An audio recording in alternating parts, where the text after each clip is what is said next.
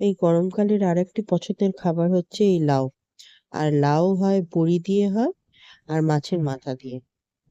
তো আমরা যেখানে থাকি আমরা তো মফস্বলে থাকি। তো এখানে লাউ সাধারণত আস্তে আস্তে লাউটা 2 দিন হয়ে যায়। ওই জন্য লাউ যখন করা হয় লাউটা হয়ে যায় শক্ত, নিয়ে আর সেদ্ধ হতে চায় না। ওই জন্য মা ওই লাউগুলোকে কুচি কুচি করে কেটে আলাদা করে সেদ্ধ করে নিয়ে তারপরে আবার সে লাউয়ের ঘন্ট বা তরকারি যা হোক কিছু একটা বানিয়ে নেয়।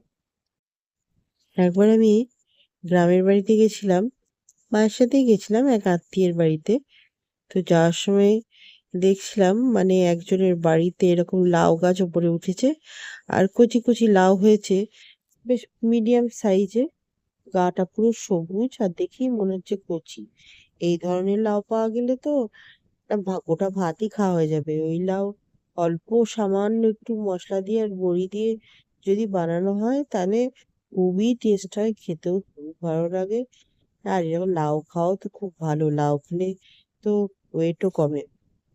তো আমাকে ওই জন্যে লাউ খেতে বলেছিল আর কি ডাক্তারে, যে লাউ খাবে।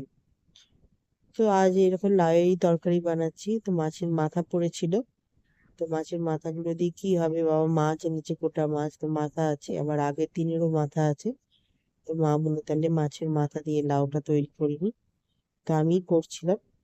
তো মাছের মাথাগুলোকে ভেজে নিলাম, ভেজে নিয়ে তারপর মশলা, যা আদা বাটা, পেঁয়াজ দিই না অবশ্য লাউয়ে, আদা বাটা, জিরে ধনে গুঁড়ো, হলুদ, লঙ্কা গুঁড়ো, সামান্য হলুদ লঙ্কা গুঁড়ো দিয়ে মাথাটাকে ভালো করে কষিয়ে সেদ্ধ করা লাউটা ওপর থেকে দিয়ে দিলাম, আর নুন মিষ্টি যার যেমন পরিমাণ মতো দিলাম।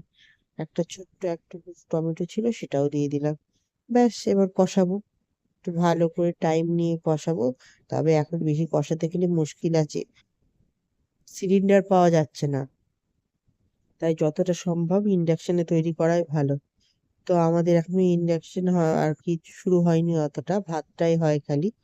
তো আমি গ্যাসেই করছিলাম,